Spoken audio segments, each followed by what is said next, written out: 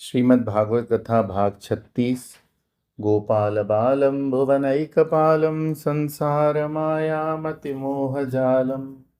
यशो विशालम शिशुपालकालम बालम मुकुंदम मनसा स्मरामि। अध्याय 14। युधिष्ठिर की दुश्चिंता। श्री सूत जी कहते हैं, युधिष्ठिर ने अर्जुन को श्री कृष्ण एवं स्वयं उनके परिवार का हालचाल जानने भेजा था। कई मास बीत गए, वे लौटे नहीं। यहाँ हस्तिनापुर में युधिष्ठिर को बड़ी चिंता हो गई। उनके मन में अनेक संदेह आने लगे। चारों ओर बड़े अपशकुन दिखाई पड़ने लगे। ऋतुएं अपने समय पर न आकर आगे पीछे आने लगी। लोगों का व्यवहार कपटपूर्ण हो गया। लोग कामी और पापी हो गए। परिवारों में कलह होने लगा। यह सब देखकर युधिष्ठिर ने अपने छोटे भाई भीमसेन से कहा कि हे भीमसेन, तुम्हारे अनुज अर्जुन को द्वारिका गए 7 महीने हो गए। वे वापस लौट कर नहीं आए। पता नहीं क्या हुआ। देवर्षि नारद द्वारा बताया गया वह समय तो नहीं आ गया जब भगवान ने अपनी लीला संवरण कर ली हो। मुझे लगता है कुछ न कुछ अनिष्ट हुआ है। चारों ओर उल्कापात हो रहे हैं। मेरी बाईं आंख फड़क रही है। कुत्ते सियार रो रहे हैं। रात में कौवे चिल्ला रहे हैं। सूर्य की प्रभा भी मंद पड़ गई है। गायें दूध नहीं दे रही। इन सभी उत्पातों को देखकर मुझे ऐसा लग रहा है कि पृथ्वी भगवान श्री कृष्ण के पदों से विहीन हो गई है। वे इस धरा को छोड़कर चले गए हैं। इसी समय अर्जुन लौटते हुए दिखाई पड़े। उनका चेहरा मलिन था। आंखों में आंसू भरे हुए थे। वे व्याकुल होकर युधिष्ठिर के चरणों में गिर पड़े थे। युधिष्ठिर और भी घबरा गए। उन्होंने पूछा, हे भाई, द्वारका में हमारे बंधु बांधव शूरसेन, वासुदेव जी आदि स्वजन, उनकी पुत्री पत्नियां, पुत्र आदि इत्यादि सब कुशल पूर्वक तो है ना? भगवान ने इस धराधाम को छोड़कर चले तो नहीं गए? यह प्रश्न पूछने पर सहसा युधिष्ठिर जी को हो ही नहीं रहा था और वे और सभी की कुशल क्षेम पूछते रहे। अंत में रहा नहीं गया तो बोले, हे भाई भक्तवत्सल, भगवान श्री कृष्ण बलराम जी के साथ अपनी सुधर्मा सभा में विराजते तो हैं ना? हम सबके जीवन के आधार तो एकमात्र श्री कृष्ण ही हैं। उन्हीं की छत्र छाया में सब आनंद से क्रीड़ा करते हैं। भगवान का गुणानुवाद करते हुए अंत में युधिष्ठिर बोले, हे तात, तुम्हारा मुख क्यों मुरझाया हुआ है? तुम इस प्रकार श्रीहीन और ऐश्वर्यहीन क्यों हो दिख रहे हो?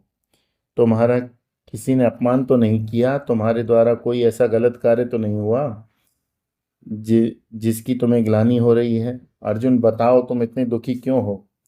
तुम तो भगवान से अभिन्न रहने वाले हो। बताओ, किस कारण तुम अपने को शून्य मान रहे हो? भागवत शास्त्र में व्यास जी बताना तो भगवान के बारे में चाहते हैं, लेकिन बताया है संसारियों की कथा के माध्यम से। भगवान की अपनी कोई कथा नहीं होती।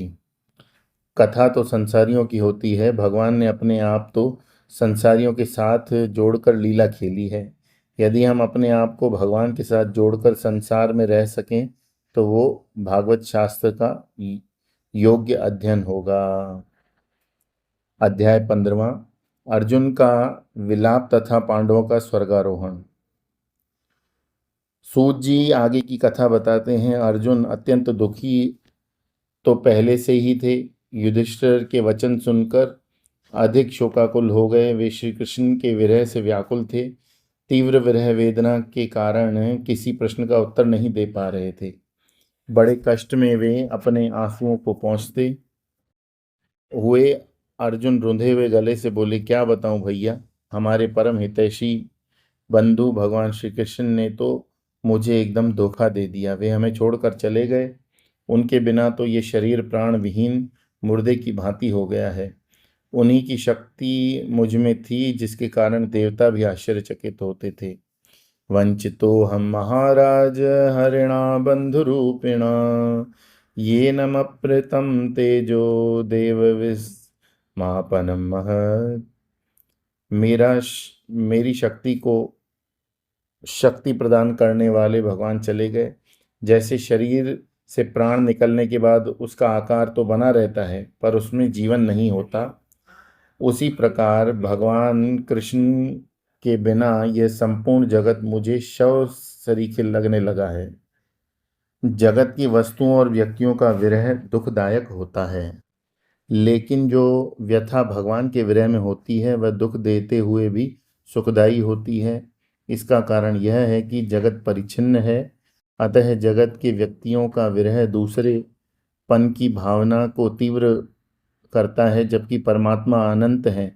विरह से ही सही, हम जब हम उनसे जुड़ते हैं तो अनंत का यह संयोग हमें अनंत में मिला देता है। इसलिए भगवान के भक्त भगवान का चिंतन करते हुए विरह की अग्नि में जलते हुए भी आनंद का अनुभव करते हैं। आधुनिक युग में मीराबाई इसका प्रत्यक्ष उदाहरण है। उनके भजनों से पता चलता है कि किस प्रकार कभी वे संयोग और कभी वियोग द्वारा भगवान कृष्ण से जुड़ी रहती थी। परमात्मा के साथ संयोग शास्त्रों के अध्ययन मनन निधिध्यासन द्वारा भी हो सकता है। इस प्रकार की भावनाओं की तीव्र जागृति द्वारा भी, लेकिन यदि हम शास्त्रों के अध्ययन आदि में भी समर्थ नहीं और न ही अर्जुन तथा मीरा भांति भावनात्मक रूप से भगवान से गहरे जुड़े हुए हैं, तो भी हम उनको पा सकते हैं। लेकिन हम अर्जुन जैसे भक्तों के इस प्रकार के वचनों को पढ़ें और उनके हृदय के साथ तादात्म्य करें। अर्जुन के साथ तादात्म्य करें तो अर्जुन को भगवान के विरह में जो हो रहा था वह हमें भी होने लगेगा। यह विचित्र बात है। भगवान के विरह में जितना दुख उतना ही सुख, क्योंकि विरह का दुख हमें भगवान से के नज़दीक अधिक नज़दीक ले आता है। यदि कोई पूछे कि आपने भगवान की कौन सी घटना है जो आपको भूल नहीं पाते, तो हम में से अधिकांश व्यक्ति कोई दुखद घटना ही बताएंगे। ऐसी बात नहीं जिस सुख के क्षण में हमारे जीवन में आए नहीं, लेकिन सुख के संस्कार हल्के होते हैं, जल्दी मिट जाते हैं। दुख की चोट गहरी और स्थायी होती है। इसी प्रकार वियोग का दुख संयोग की स्थिति से ज़्यादा प्रभावी होता है। वियोग और में संयोग यही है भगवान की लीला। अर्जुन दुख की अग्नि में जलते हुए भी आनंद का अनुभव कर रहे थे। उन्हें भगवान के अनेक प्रसंग याद आ रहे थे। भगवान की स्मृति में खोए हुए अर्जुन एक बात याद करते हुए कहते हैं कि जब मत्स्य वेद कर मैंने द्रौपदी को प्राप्त किया था, तब राजा विरोध में उठ खड़े हुए। उस समय भगवान कृष्ण मेरे साथ खड़े हुए। उन्होंने उनकी शक्ति के द्वारा मैंने खांडव दाह द्वारा अग्निदेव को तृप्त किया।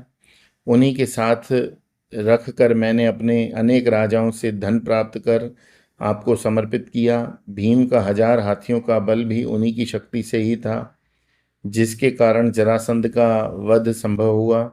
जरासंध ने बलि चढ़ाने के लिए हजारों राजाओं को बंदी बनाकर रखा था। भगवान ने ही उन सबको मुक्त कराया। द्यूत सभा में चीर बढ़ाकर द्रौपदी की लाज रखी। द्रौपदी ने अपमानित होने के कारण अपने केशों को खुला रखकर उसके अपमान का बदला लेने के लिए भगवान ने ऐसा कौतुक रचा कि सभी कौरवों का नाश हो गया। हमारे वनवास काल में जब दुर्योधन ने कुचक्र करके दुर्वासा ऋषि को 10,000 शिष्यों के साथ भेजा था, तो उन्हें खिलाने की व्यवस्था नहीं थी। उन्हीं विश्वात्मा भगवान ने द्रौपदी की बटलोई से शाक का पत्ता खाकर सबकी भूख मिटा दी थी। उन्हीं की कृपा से मैंने पशुपत अस्त्र प्राप्त किया। उन्हीं की कृपा से मैंने इस शरीर से स्वर्ग जाकर इंद्र आदि से सम्मान पाया। भैया, मैंने अपने जीवन में जो कुछ भी किया है, ये सब उन्हीं की शक्ति से किया। ऐसे परम पुरुषार्थ वाले पुरुषोत्तम ने मुझे ठग लिया, अब मैं अकेला हो गया हूँ।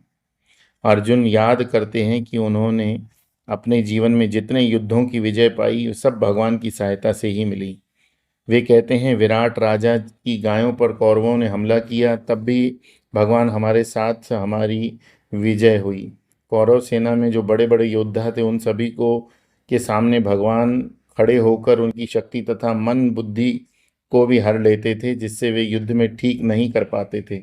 मुझे याद है, एक बार मेरे रथ के घोड़े थके हुए थे। मैं रथ से उतर गया था। भगवान घोड़ों की सेवा कर रहे थे। उस समय चारों तरफ रथी महारथी थे।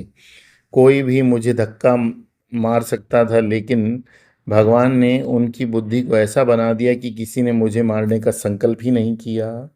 बोलिए श्री कृष्ण चंद्र भगवान की जय। श्रीमद् भागवत महापुराण की जय।